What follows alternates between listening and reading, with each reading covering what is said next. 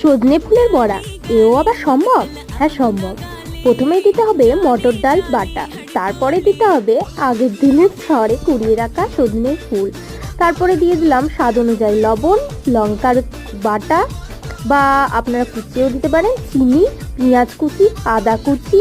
আর এর সব কিছু দেওয়া হয়ে গেলে দিয়ে দিতে হবে একটু কালো জিরে। এরপর একটু হলুদ গুঁড়ো দিয়ে চটকে চটকে মেখে নিতে হবে।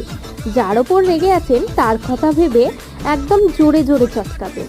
মাখা হয়ে গেলে একটু হাতে নিয়ে দেখবেন আঠা আঠা ভাবে লাগছে কিনা।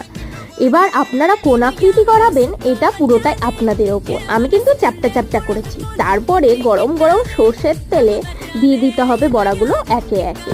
যখন বড়াগুলো লাল লাল হয়ে আসবে তখন ছেঁচকির দ্বারা বা ছাঁকনির দ্বারা বড়াগুলোকে একে একে তুলে নিতে হবে। আমাদের গরম গরম সজনে ফুলের বড়া রেডি। ভিডিওটি দেখে অবশ্যই